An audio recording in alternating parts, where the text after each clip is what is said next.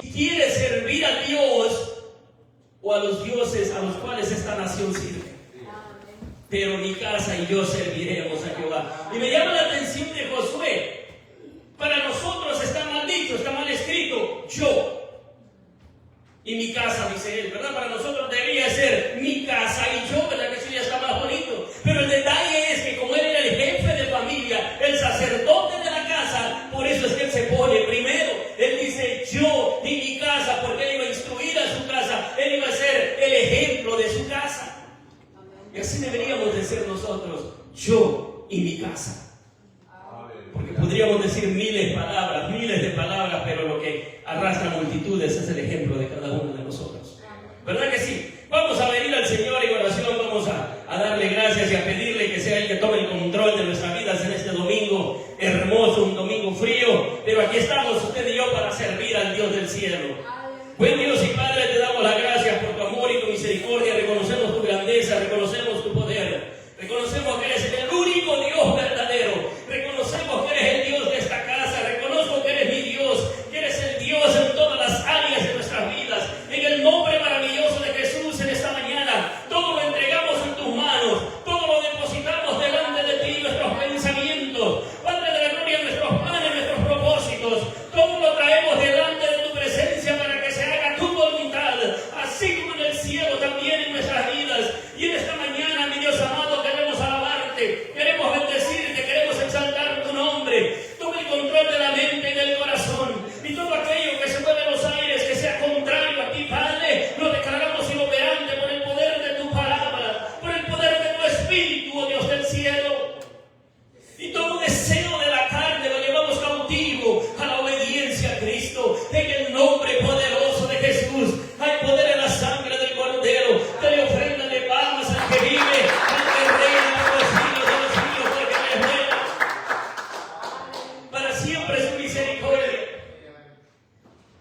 Vamos a engrandecer el nombre de Dios esta mañana. Mire, usted no vino a ser un espectador, usted no vino a ver un show, usted vino a ser participante, usted vino a ser parte de esa adoración al Dios del cielo. Así de que no se quede callado ahí donde está el exalte el nombre de Jehová, porque Él es bueno. Y no se preocupe si no hay miles de personas, sabe que Gedeón solo necesitó 300 personas para derrotar a los amalecitas. Dios no necesita multitudes, lo que necesita es hombres y mujeres que le adoren en espíritu y en verdad, para que sucedan cosas. Bendito sea el nombre del Señor.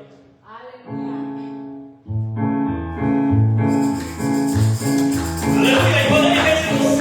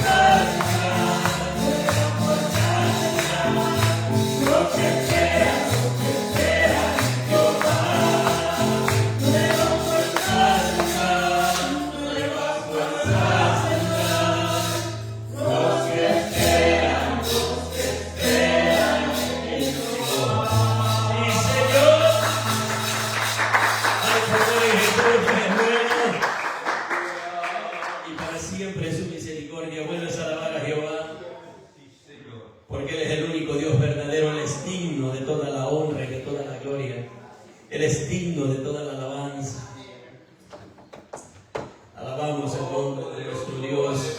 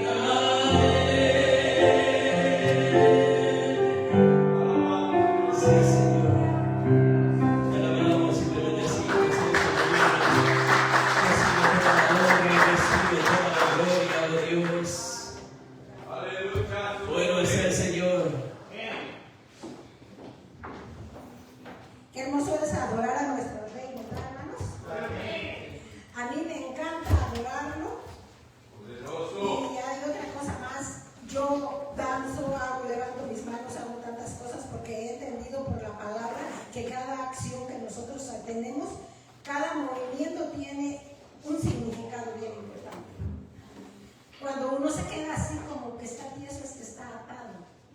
Entonces yo por eso trato, y algunas veces el enemigo me ha atacado porque he sentido ganas de no levantar cansancio en mis brazos. Pero gracias a Dios que Dios es bueno. Den un fuerte aplauso y les damos porque tenemos vida, porque tenemos tantas cosas nosotros que no nos hace falta concretamente nada. Tenemos comida, tenemos techo, tenemos una familia y hasta aquí Jehová nos ha guardado. Nada más quiero leer un solo versículo para pasar a las ofrendas, que si ustedes gustan pueden leer todo el Salmo 20. Nada más dice que Dios recuerde nuestras ofrendas, todas nuestras ofrendas. Así que es el 3. Y haga memoria de todas tus ofrendas.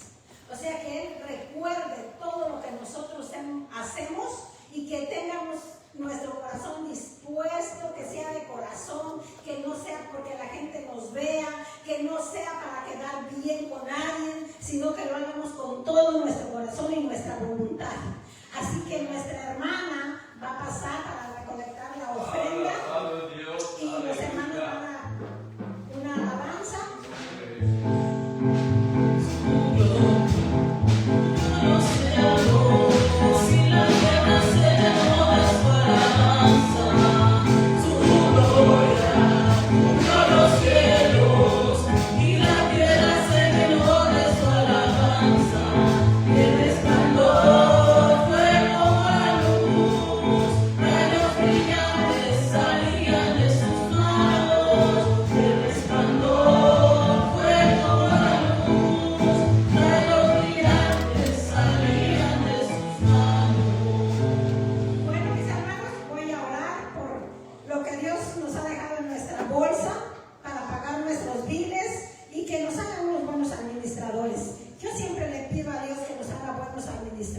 Porque a veces no somos tan buenos administradores.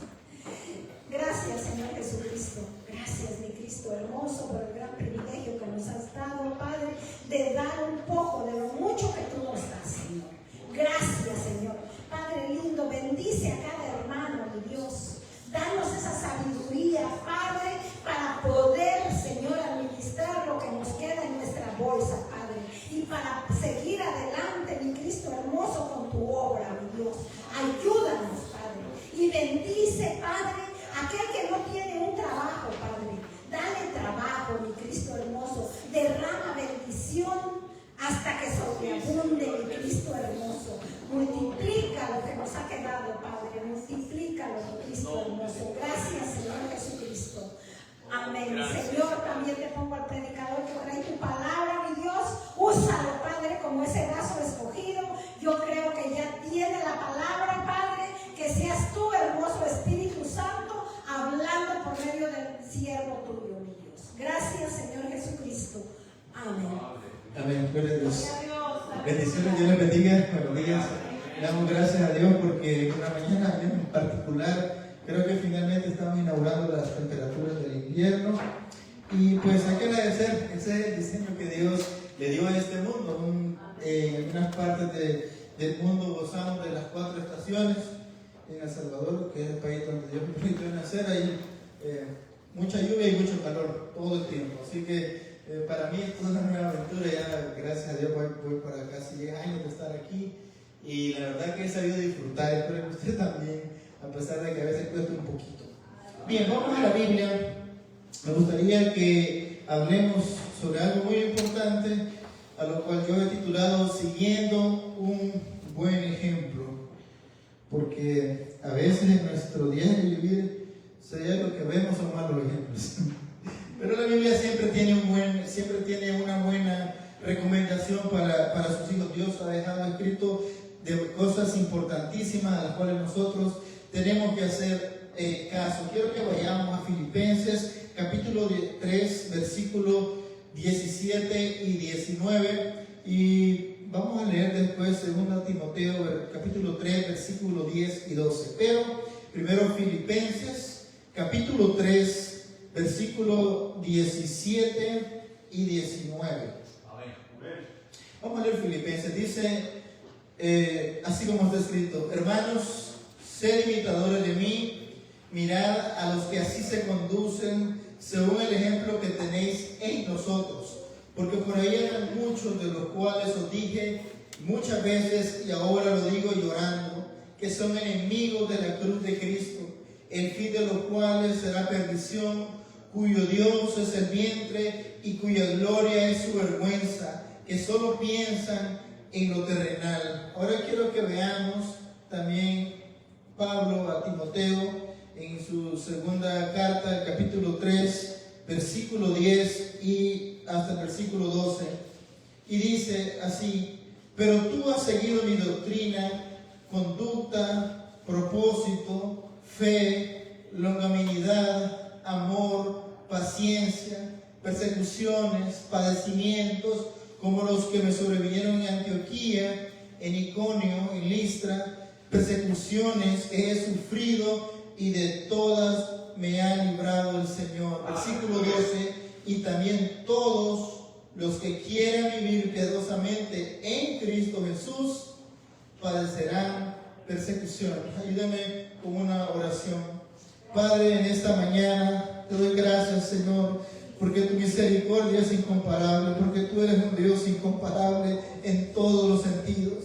Padre, sin embargo, a ti te ha placido, Señor, que nos reunamos en esta mañana, Señor. Yo te suplico que tú hables, Señor, por medio de tu palabra en esta mañana. Señor, me humillo delante de tu presencia, reconociendo que tú eres el único Dios verdadero.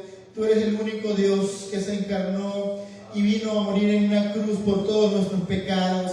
En esta mañana, Señor, queremos aprender de tu palabra, queremos conocerte más. Deseamos conocerte más para poder, Señor, tener una mejor idea, una más conciencia, Señor, de lo que nosotros significamos para ti. Te doy gracias por la vida de mis hermanos, por aquellos que nos verán a través de las redes sociales. Señor, bendíceles ahí donde ellos se encuentran. En todo te lo pido en tu nombre. Amén y amén.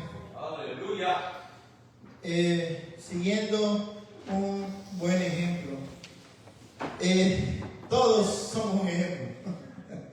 Todos somos un ejemplo. Esa palabra en particular es muy común en las familias. Se dice que las familias tienen sus ovejas negras y tienen las buenas ovejitas.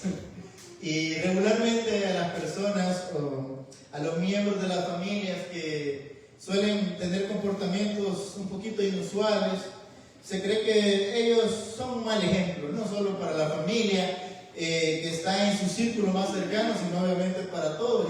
Y al final, ese mal ejemplo termina en descrédito de la familia.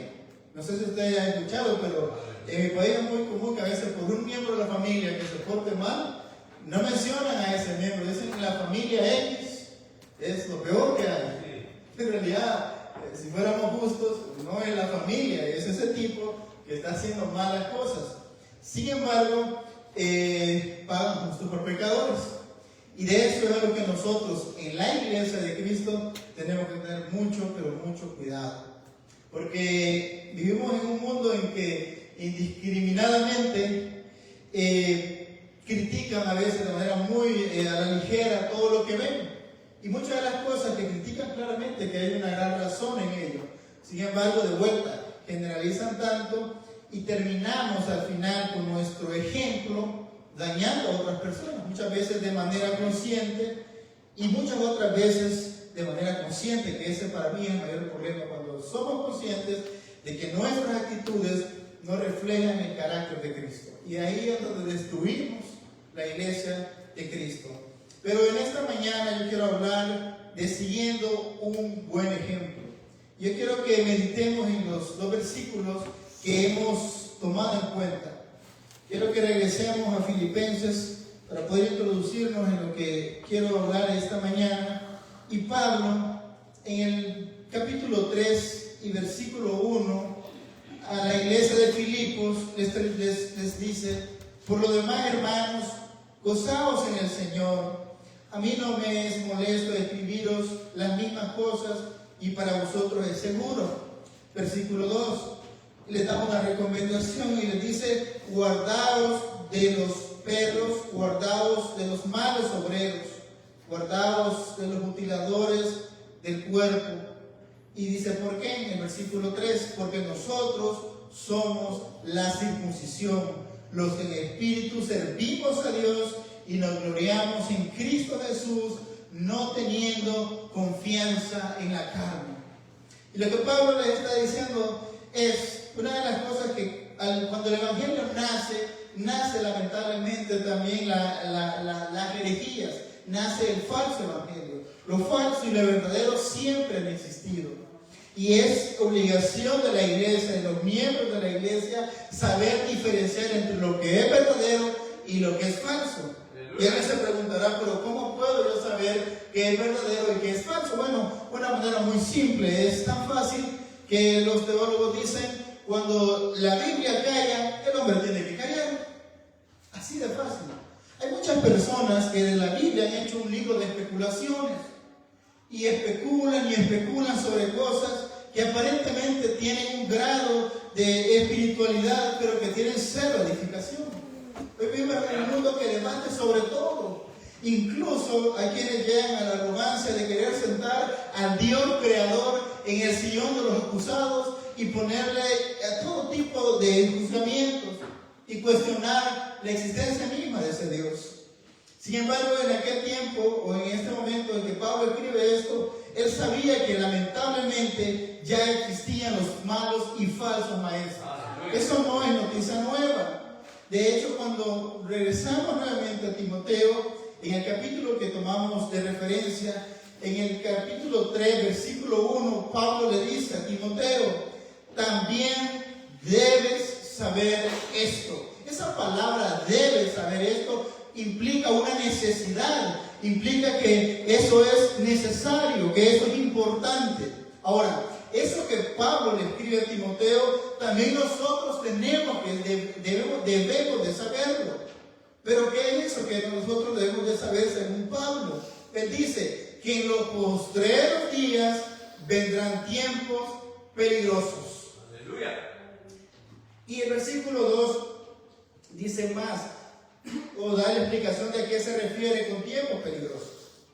Y dice, porque habrá hombres amadores de sí mismos, ávaros, vanagloriosos, soberbios, blasfemos, desobedientes a los padres, ingratos, impíos, sin afecto natural, implacables, calumniadores, intemperantes, crueles, aborrecedores de lo bueno, traidores, impetuosos, infatuosos, amadores de los deleites más que de Dios. Pero el versículo 5 es lo más importante de esto y es lo preocupante, que tendrán, que dice, apariencia de piedad. Y eso es lo más peligroso. Nosotros, al ser personas, juzgamos por lo que vemos, juzgamos por lo que escuchamos. Cuando Dios llama a David a ser el nuevo rey que iba a suplantar a Saúl, le dice algo muy importante a Samuel. Le dice, cuando Samuel ve a los hijos de Isaí y él ve en su físico un potencial grande para ser rey, Dios le dice, Samuel, parafraseando el relato, le dice, no mires el exterior porque yo miro el corazón. Entonces tenemos un Dios que no se deja o no compra la idea de lo que ve, sino la idea real de lo que somos. Y es que lo que somos, no somos esto que vemos, sino esto que está aquí adentro. Aleluya. Así que cuando usted a veces hace algo malo, no se sorprenda, en el sentido de que usted no está descubriendo nada nuevo. Déjeme decirle que esa mala acción o esa mala palabra que usted dijo, en realidad eso es lo que usted es en su interior. Ahora, ¿por qué sí deberíamos de preocuparnos? Porque se supone que nosotros estamos en un proceso de regeneración y que esas cosas, dice Pablo, son de la vieja vida. Y en la naturaleza ahora tenemos que buscar la santidad, que es lo que Dios ama y es lo que Dios se supone que está haciendo, que la Biblia afirma que Él está haciendo a través de su Espíritu Santo. Pero el problema, o lo que podemos ver en que Pablo está realmente preocupado por eso. Porque así como existe ese evangelio del cual él lo amaba tanto y dio incluso la vida, él en algunas partes, él dice mi evangelio, no porque él tenga otro evangelio, sino porque él se había apropiado, lo había vivido de tal manera que él en el Evangelio de Cristo veía su vida, su muerte y su resurrección eterna. Por eso él escribía tan valientemente como en Romanos capítulo 8 cuando dice: yo estoy seguro que nada me puede separar del amor de Cristo. Pero claro, porque Pablo había, cada célula de su cuerpo después del encuentro con Jesús había sido transformado y él había entendido el valor del Evangelio. Aleluya. Pero lo que quiero llegar es que son tiempos peligrosos. Pero ¿por qué esta palabra? ¿Por qué peligroso? ¿Qué tiene que ver la palabra, esta palabra que suena con un grado que deberíamos de prestarle mucha atención? ¿Por qué ahí? ¿Por qué está ahí? Y la razón, hermanos, es porque Pablo en el versículo 6 continúa diciendo, hablando de esas personas que tienen apariencia de piedad, pero que son todo eso que describe el versículo 2, versículo 3 y versículo 4 que usted ya lo ha leído. El problema más grande es que esas personas no son las personas del mundo. Él está describiendo a personas supuestamente a cargo del mensaje de Cristo. Amén. Él está describiendo a personas que en aquel momento incitaban a los gentiles, por ejemplo, a que volvieran a la ley, a que volvieran a las reglas, a los rudimentos que ya en Cristo habían sido todos, habían sido cumplidos. Y versículo 6 él continúa, dice: porque de estos son los que se meten en casas y llevan cautivas a las mujercillas cargadas de pecados, arrastradas por diversas concupiscencias. Dice, hablando de las mujeres que participan en esto, dice: estas siempre están aprendiendo y nunca pueden llegar al conocimiento de la verdad. Y aunque Pablo hace el foco en el resultado que lleva el estar relacionada con estas personas, nosotros estamos exactamente expuestos a que algo así pase. Hay gente que lamentablemente hoy el Evangelio no le es suficiente. Es más, ni saben qué es el Evangelio. Y por eso es que se inventan tantos modismos, tantas formas que supuestamente son cristianas, son de Dios, pero que no son de Dios. Amén. Y alguien dirá: ¿y cómo puedo saber eso? Por lo mismo, si la Biblia no lo respalda, yo no lo creo. Aleluya. Yo siempre les he invitado a que crean en las promesas de la Biblia, porque son ellas las que son eternas. ¿Por qué? Porque es palabra de un Dios eterno. Amén. Pero nunca confíe, nunca crea, juzgue primero antes de creer cualquier profecía, cualquier incluso palabra de Dios que venga según respaldada por la Escritura. Usted tiene el deber, tiene la obligación, según 1 Juan capítulo 4:1, de poner a prueba todos los espíritus si son de Dios. Porque no todo lo que aparenta ser de Dios es de Dios. Ahora, para poder tener la seguridad de estar siguiendo un buen ejemplo, tenemos que saber que también hay malos ejemplos, los cuales no son aprobados por Dios ni dignos de ser imitados. Ahí donde estábamos en el capítulo 2, 2 Timoteo capítulo 2, versículo del 1 al 5, Pablo pone un ejemplo, quiero que lo leamos. 2 Timoteo 3, 1 así del 5 del 8 en adelante. Y de la manera que James y Jambres resistieron a Moisés, y este es el ejemplo que él pone en versículo 8, de la manera que Janes y Jambres resistieron a Moisés, así también estos resisten a la verdad. ¿Y qué más dice? Hombres corruptos de entendimiento, reprobados en cuanto a la fe. Y de nuevo, estas son personas que según Pablo en el versículo 5 tienen apariencia de piedad. Ese es el foco que Pablo le está prestando y le está intentando decir a Timoteo: Timoteo, tened mucho cuidado, porque en los postreros días vendrán tiempos peligrosos. Y él decía: ¿por qué peligrosos? Hermanos, nosotros no somos conscientes a veces de la importancia que es creer en la verdad. Hasta que el día en que estemos en la eternidad nos daremos cuenta de lo importante que es, que fue y que haya sido haber únicamente creído las Escrituras. A veces lo tomamos tan a la ligera y hemos llegado a relativizar todo lo que la gente cree. Y decimos, si esa persona va a la iglesia, cree en Dios, eso es suficiente. Eso no es suficiente. Y no lo será. Hay millones de personas en el mundo que dicen ser cristianas y que niegan de manera radical, por ejemplo, el Espíritu Santo, o que niegan, por ejemplo, el hecho de que es necesario que el hombre nazca de nuevo. Creer no es suficiente. Y la verdad es que es una palabra que es importantísima, se ha lamentablemente se ha desfigurado tanto, porque lo único para lo que se usa es para pedir milagros y nunca para atreverse a creer en la verdad de la Biblia. Ese es el problema que tenemos. Entonces usted no puede decir que usted es una persona cristiana porque cree. Santiago dice, miren, los demonios creen y ellos tiemblan. No es suficiente creer. Es más, la evidencia más grande de una fe genuina está en el sometimiento a las Escrituras, porque son ellas las que dan la forma de cómo debería ser la iglesia. Si alguien me pregunta cómo debería ser la iglesia, yo le invito a que lea primera Timoteo, segunda de Timoteo y la carta a Tito. Pablo ahí estipula los parámetros de una iglesia. Pero ¿qué pasa? Nosotros no hemos leído, no leemos. Entonces viene alguien o viene cualquier viento de doctrina y nosotros solo sabemos decir amén. Quiero ponerles 5 ejemplos.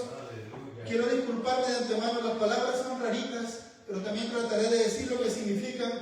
Y no solo quiero decirles eso, sino quiero más o menos dejarles saber del tiempo que datan estas enseñanzas que hasta la fecha siguen en los púlpitos. Por ejemplo, está una famosa corriente que se llama arrianismo.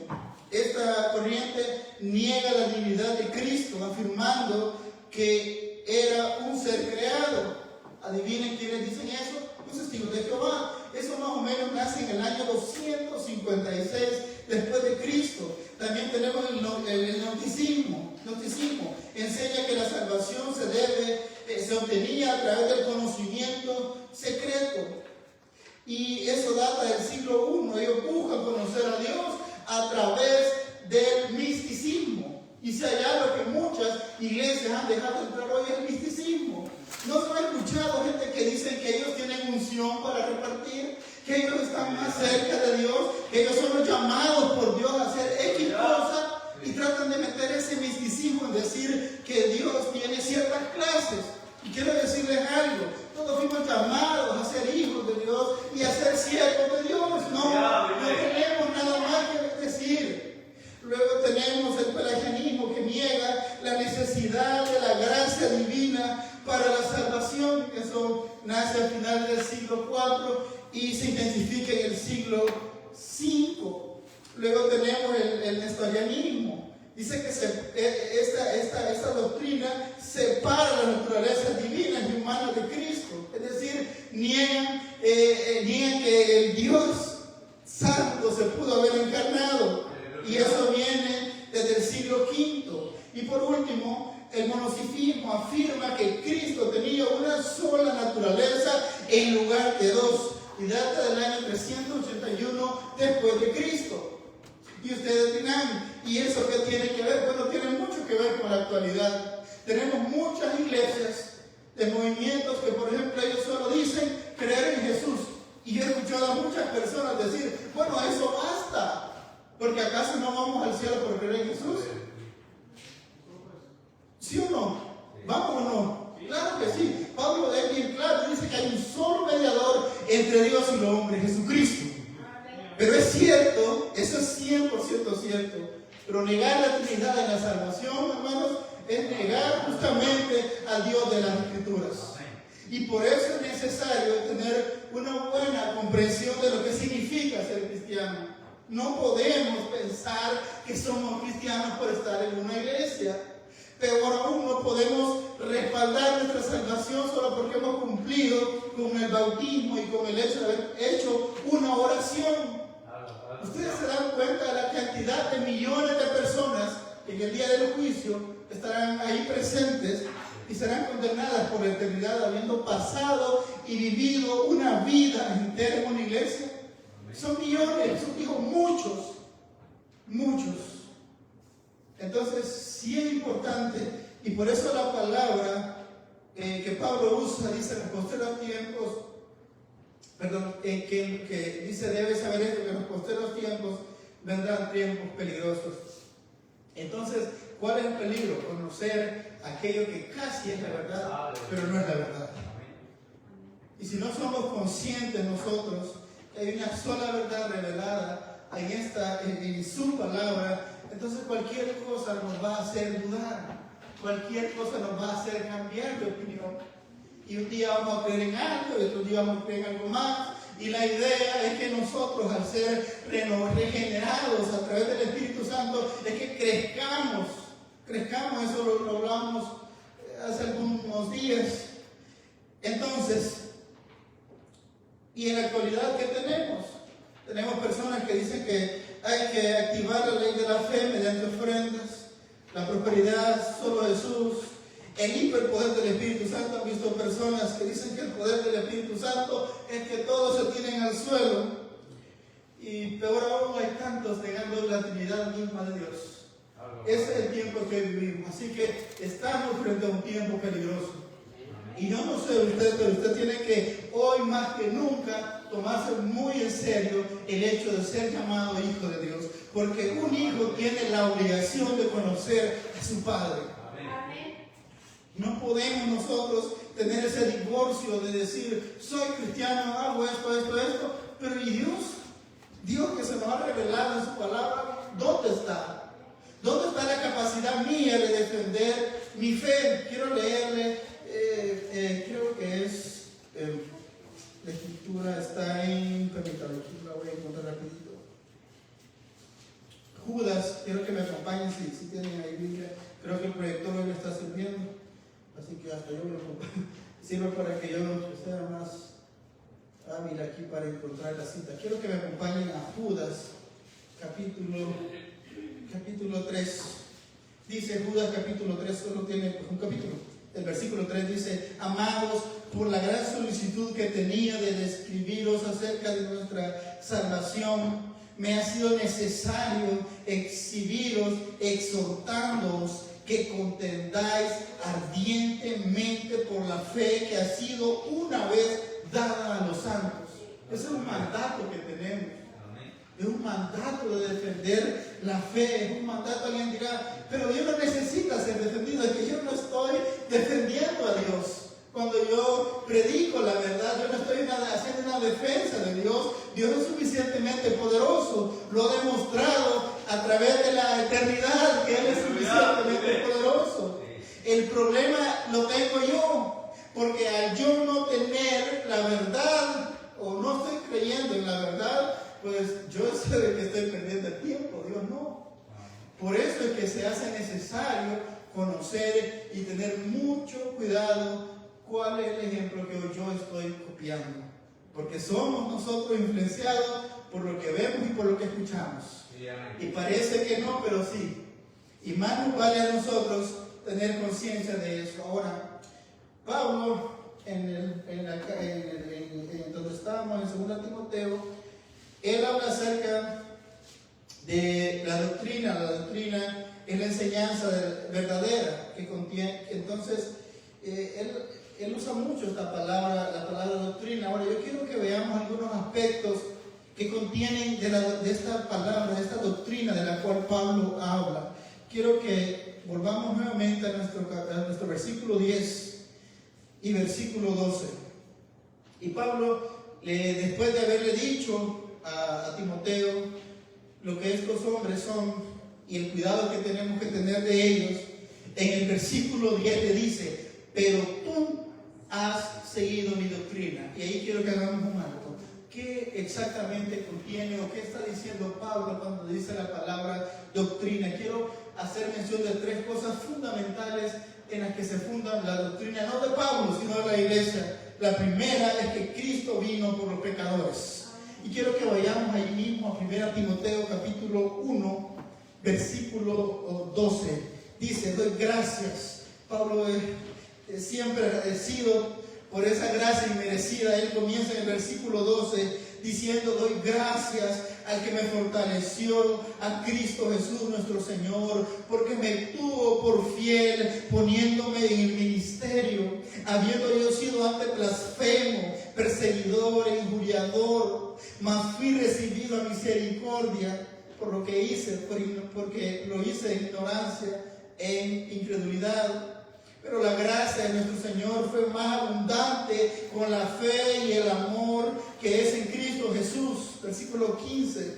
Palabra fiel y digna de ser recibida por todos, no por algunos, sino por todos. Escuchen, que Cristo Jesús vino al mundo para salvar a los pecadores, de los cuales yo soy el primero. Y es reconocer lo que somos delante de un Dios santo. ¿Saben cuál es el problema? Que muchos de nosotros no nos consideramos pecadores. Ese es el problema. Y como supo decir R.C. Sproul en una ocasión, el problema es que si conocemos, si el hombre no puede conocer a Dios, no puede conocer su naturaleza caída. Nosotros ni tenemos conciencia de lo que es el pecado para Dios. Y tampoco tenemos conciencia de la santidad que Dios tiene, que es la esencia de Dios. También en 2 Timoteo, ahí donde estamos en el 2:8, Pablo dice, acuérdate de Jesucristo, del linaje de David, dice, resucitado de los muertos, conforme a mi evangelio. Y eso Pablo hace alusión a que el cristiano, primero a que el ser humano tiene que entender que en la enseñanza bíblica el hombre es un pecador que necesita de un Salvador. Y eso nos incluye a nosotros. Ahora, también quiero que veamos San Marcos capítulo 2, versículos 16 y 17, para poder tener más contexto sobre lo que estamos hablando, sobre el primer punto de la doctrina de Pablo. Hemos dicho que la doctrina de Pablo tiene como primer punto hacer mención que Cristo vino por los pecadores. Y eso no es algo menor, es algo que a veces no se logra comprender. Quiero que veamos capítulo 2 de Marcos, versículo 16. Y el 16 vamos a leer hasta dos versículos 16 y el 17. Y dice, y los escribas y los fariseos, viéndole comer con los publicanos y con los pecadores, dijeron a los discípulos, ¿qué es esto? ¿Por qué come y bebe con los publicanos y los pecadores? Al oír esto Jesús les dijo, los sanos no tienen necesidad de médicos, sino los enfermos. No he venido a llamar a justos, sino a pecadores. Amén. También San Lucas capítulo 5, versículo 32, quiero que lo leamos para tener una mayor comprensión de lo que esto significa en palabras de Jesús. En el capítulo 32 dice, no he venido a llamar a justos, sino a pecadores al arrepentimiento. No basta también cuando nosotros decimos ser cristianos, no basta con reconocer intelectualmente que somos pecadores. Jesús en San Lucas hemos visto que Él nos llama o Él nos salva con un propósito. Y el primero es que nosotros nos arrepintamos de nuestros pecados. Y eso no lo va a hacer Él por nosotros. Él ya nos dio vida, dice Efesios 2. Ahora, en esa nueva vida yo entiendo la necesidad que tengo de ser Dios santo. En esa nueva vida yo entiendo que tengo que hacer morir aquello que desagrada a Dios. Pero no solo que desagrada en el sentido que nosotros lo entendemos. Algo que tenemos que entender es que pecar significa empuñar nuestra mano y rebelarnos en contra de ese Dios santo. Y quiero decirles algo, nosotros hemos tomado de la Iglesia Católica el hecho de que creemos que hay una categoría enorme de pecados. Pero en realidad los pecados vistos del Dios Santo hacia este mundo, todos tienen la misma, no el mismo grado de consecuencias, pero significan exactamente lo mismo, que es violar la ley divina, que es violar la santidad de Dios. Entonces, eso es algo que enseña Pablo, obviamente inspirado por el Espíritu Santo. Ahora, la segunda cosa es que Pablo en su doctrina enseña la resurrección. Quiero que veamos Romanos capítulo 6, versículo 9 porque esto es sumamente importante. Siempre hemos dicho que sin resurrección no hay evangelio. Y dice el 6:9, sabiendo que Cristo, habiendo resucitado de los muertos, ya no muere. La muerte no se enseñorea más de él, porque en cuanto murió al pecado, murió una vez por todas. Mas en cuanto vive, para Dios vive. Pero versículo 11, así también vosotros, considerados muertos al pecado, pero vivos para Dios en Cristo Jesús, Señor nuestro. Entonces Pablo está invitando a que vean, primero que crean, y después dice, bueno, esta verdad consideren que no solo le pasó a Jesús, sino que también le va a pasar a ustedes. Aleluya. Ustedes que creen en Él, ustedes también un día van a resucitar. Ahora, siendo honestos, por mucho que hablemos de la resurrección, suena difícil de imaginarlo por algo bastante simple. Nosotros no hemos visto a alguien resucitado, ¿sí? Yo no. Y le aseguro que no estamos preparados para algo así. Que médicamente a usted o a un familiar le digan, él ha muerto, y 2 horas después lo llaman diciéndole, ¿me podría hacer unas pupusas? Porque siempre pide lo mejor después de ser resucitado. ¿Cómo usted se enfrenta a esa realidad? Aleluya. Es impensable. A veces nosotros no solemos razonar bien o no solemos pensar en esas cosas que la Biblia dice que van a pasar, pero van a pasar. Y la doctrina que Pablo predica incluye la resurrección de los muertos. Yo no sé si usted se goza por eso, pero yo sí me gozo, porque sé que la tumba no es el destino final de ningún cristiano verdadero. Ahora, también hay en Romanos capítulo 7, versículo 4, quiero que veamos qué más Pablo enseña, o qué más Dios a través de Pablo nos enseña acerca de esto. Así también vosotros, hermanos míos, habéis muerto a la ley mediante el cuerpo de Cristo, para que seáis de otro, del que resucitó de los muertos, a fin de que llevemos fruto para Dios. Porque mientras estábamos en la carne, las pasiones pecaminosas que eran por la ley obraban en nuestros miembros, llevando fruto de muerte. Versículo 6, pero ahora estamos libres de la ley por haber muerto por aquella que estábamos sujetos. De modo que sirvamos bajo el régimen nuevo del Espíritu y no bajo el régimen viejo de la carne. Y el versículo 5, o mejor dicho, el versículo 4, Pablo se refiere nuevamente a la ley. Y él a esta iglesia de Roma le dice, no se olviden que Cristo, o que Jesús, Él fue el que cumplió la ley. Ahora ustedes están llamados a morir a esas obras también de la ley. ¿Por qué? Porque por medio de ella nadie iba a ser justificado, es lo que él dice en Romanos capítulo 2, capítulo 3, y él insta a que nuestra confianza ahora sea en lo que Jesús ya hizo. Y además de eso, que esa confianza dice que produzca frutos. Entonces, pero el punto principal, o lo que Pablo deja bien claro, es que hay una resurrección y esa va a pasar. Ahora, la tercera cosa que también encierra la doctrina de la que Pablo le enseña a Timoteo y ahora a nosotros, es que Jesús es la única salvación. Yo no sé si usted lo ha considerado, pero cuando nosotros decimos que Jesús es la única salvación, es porque es la única salvación. Y cuando digo la única, es porque quiero que usted piense de esta manera. Probablemente la seguridad de su salvación, aunque usted diga que es Cristo, muy en el fondo a lo mejor todavía no sigue siendo Cristo.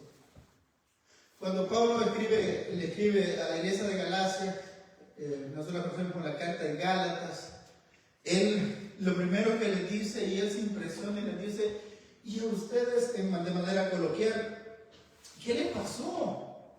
Ustedes iban bien, ustedes confiaban en Jesús, el que se les fue presentado, el que resucitó, por el medio del cual ustedes han logrado su salvación. Y ahora ustedes nuevamente van a regresar a las obras de la ley, las mismas que les condenaban, con las mismas que no podían ser justificados con Dios.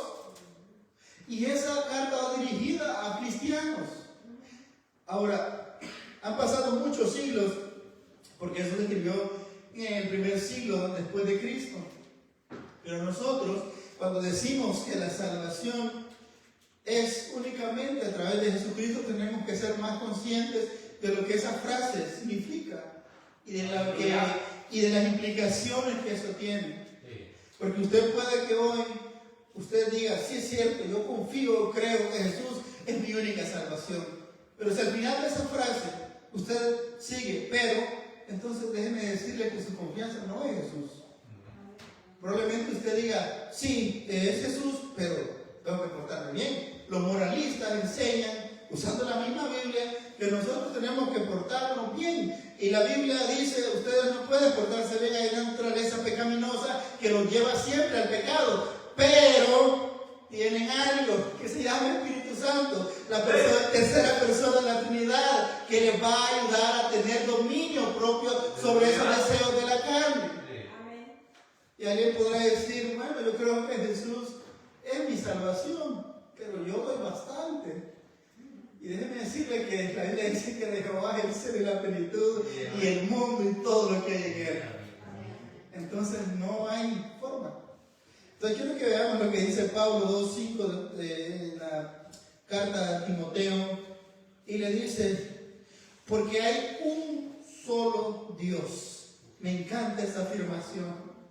Y un solo mediador entre Dios y los hombres, Jesucristo, hombre.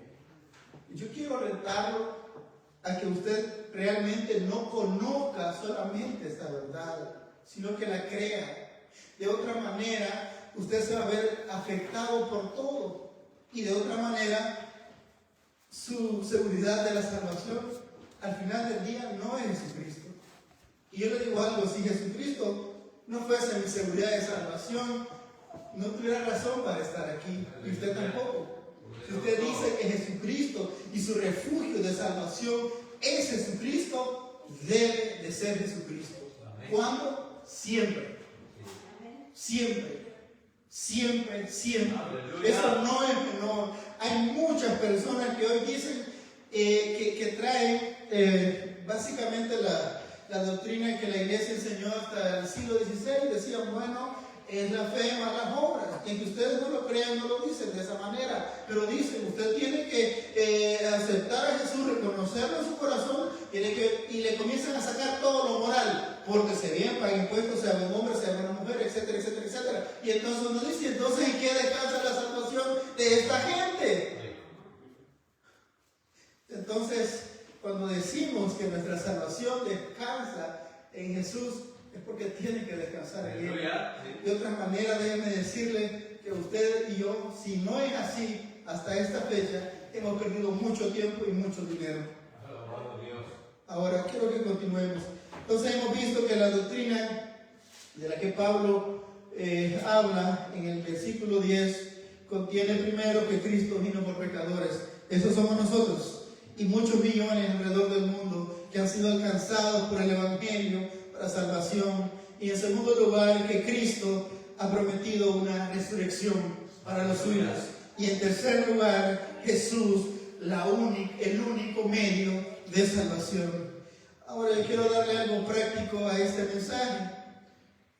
Por ejemplo, Pablo como ejemplo nos muestra los sufrimientos ocasionados por cumplir la voluntad de Dios. Quiero que vayamos. Quiero leer primero 3:11 de 2 Timoteo, y dice persecuciones y padecimientos como los que me sobrevinieron en Antioquía, en Iconio, en Listra, persecuciones que he sufrido, y de todas me ha librado el Señor. Y el versículo 12, antes de leerlo, yo quiero preguntarle algo. Cuando usted piensa en ser una persona, cuando decimos que somos cristianos, todos tenemos el anhelo de servirle a Dios. Y si hay una palabra que en particular a mí me gusta mucho, es la palabra piedad, porque la piedad incluye o tiene consecuencias buenas cuando nosotros la ejercemos. Entonces yo quiero preguntarle, usted obviamente me va a decir que sí, es una pregunta casi retórica. ¿Usted quiere ser un cristiano piadoso? ¿Sí? Bueno, ahora veamos entonces, ya que dijeron que sí, vamos al 12. Y también algunos, ¿qué dice? Y también todos los que quieran vivir piadosamente en Cristo Jesús padecerán persecuciones. Quería una palabra profética, se la estoy dando. Pero quiero que vayamos al libro de Hechos, capítulo 16, porque allí Pablo, él de manera vívida, está el relato de lo que significa sufrir por causa de ser una persona piadosa. Capítulo 16 y 25 del libro de Hechos dice: aconteció que mientras íbamos a la oración nos salió en el encuentro una muchacha que tenía espíritu de adivinación, la cual daba gran ganancia a los amos adivinando. Esta, siguiendo a Pablo y a nosotros, daba voces diciendo: estos hombres son siervos de Dios Altísimo, quienes nos anuncian el camino de la salvación. Dos grandes verdades que estaba diciendo, pero usada por el mismo diablo. Versículo 18. Y esto lo hacía por muchos días, mas desagradando a Pablo, este se volvió y dijo al espíritu: te mato en el nombre de Jesucristo, que salga de ella. Y salió en aquella misma hora. Pero viendo sus amos que había salido la esperanza de su ganancia, prendieron a Pablo y a Silas y los trajeron al foro ante las autoridades. Y prendiéndole a los magistrados, dijeron: estos hombres, siendo judíos, siendo judíos, alborotan nuestra ciudad y enseñan costumbres que no es lícito recibir ni hacer, porque somos romanos. Y se agolpó el pueblo contra ellos, y los magistrados, rasgando las ropas, ordenaron azotarles con varas. Después de haberles azotado mucho, los echaron en la cárcel, mandando al carcelero que los guardase con seguridad, el cual recibió este mandato, los metió en el calabozo de más adentro para más seguridad, y les aseguró los pies en el seco. Versículo 25. Pero a la medianoche, orando, Pablo y Silas cantaban himnos a Dios, y los presos lo oían. Aquí yo la verdad que mientras me estudiaba, lo que quería compartirles leyendo justamente esta porción de la Biblia, es impresionante ver que nosotros asociamos o estamos siempre quejándonos de cosas injustas que les pasan a personas justas. Pero es algo de lo que tenemos que tener conciencia, y es que de este lado, en el mundo que vivimos, esa palabra justicia no podemos buscarla en un mundo ciego, sordo y muerto. Jesús, el Hijo de Dios, habiendo hecho todo bien, terminó en la cruz del Calvario. Y el versículo 25 que hemos leído dice que Pablo, después de haber hecho esta obra, ellos terminaron siendo azotados y echados en una cárcel. Y el versículo 25 dice: pero a la medianoche, orando Pablo y Silas, cantaban himnos a Dios, y los presos le oían. Ahora, ellos no cantaban como muchos han predicado, es decir: ustedes mientras en su aflicción cante que Dios va a abrir puertas. Saben que en la primera persecución, que como decía más o menos en el año 64, se estima que murieron más de 10,000 cristianos. Y nosotros tenemos los relatos de los apóstoles, porque fue a ellos que se les dio la oportunidad de escribir el canon bíblico. Pero lo cierto es que no tenemos historia de cientos de miles de cristianos que sí fueron ejecutados.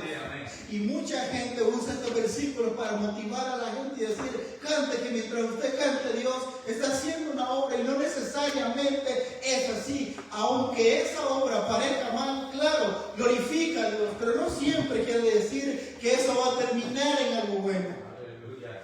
Y por eso Pablo lo afirma en el último escrito que hace a Timoteo, y le dice: todos los que quieran vivir piadosamente sufrirán persecución.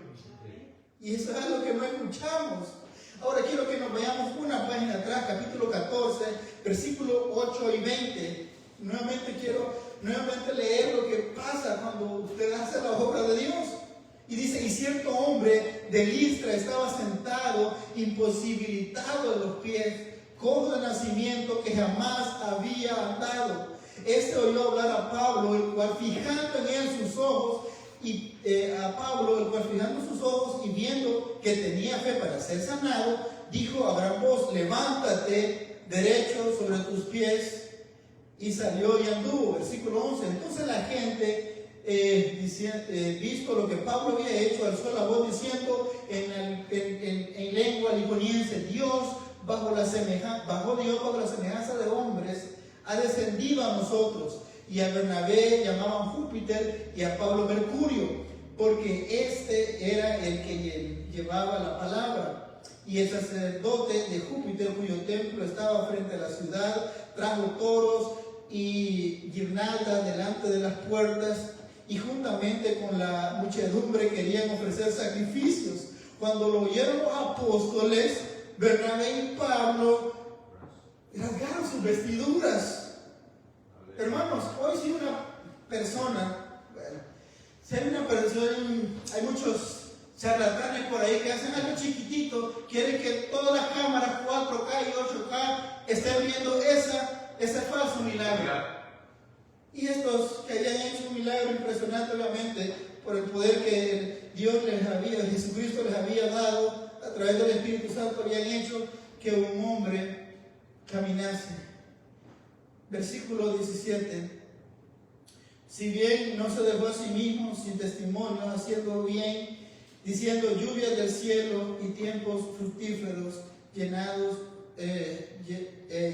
de sustento y de alegría nuestros corazones. Diciendo estas cosas, difícilmente lograron impedir que la multitud le ofreciera sacrificios. Siempre lo hicieron. Versículo 19. Entonces vinieron unos judíos de Antioquía y Iconio, que persuadieron a la multitud, y habiéndolo apedreado a Pablo, lo arrastraron fuera de la ciudad, pensando que estaba muerto. Ahí tenemos al siervo de Dios después de haber hecho una obra de Dios. Entonces tenemos que tener mucho cuidado cuando a la ligera podemos tratar esas cosas malas que nos pasan, porque muy probablemente justamente ahí también hay un propósito de Dios. Entonces hemos visto que Pablo enseña, o el ejemplo que tenemos es que a través del sufrimiento, eso quiere decir también que Dios está con nosotros. Pero eso no quiere decir que el sufrimiento se aleje, al contrario, podría estar más cerca de lo que pensamos. Ahora, para poder concluir o darle una aplicación a esto que hemos hablado, quiero que veamos: siendo que la iglesia está instituida por nuestro Señor Jesucristo, es una comunidad viva. Esto implica que todos tenemos un grado de responsabilidad en lo que transmitimos a los demás, o entre paréntesis, testimonio. Y quiero dar ejemplo. Vamos a ver rápidamente Hebreos capítulo 13:7. Dice: acordaos de vuestros pastores que os hablaron la palabra de Dios, considerad cuál haya sido el resultado de su conducta e imitad su fe. Este es para los pastores. No voy a comentar sobre esto, solo quiero leer las citas. Hacia las esposas cristianas dice: esposas, amen a sus esposos, así como Cristo, a los esposos amen a su esposa, así como Cristo amó la iglesia y se entregó por ella.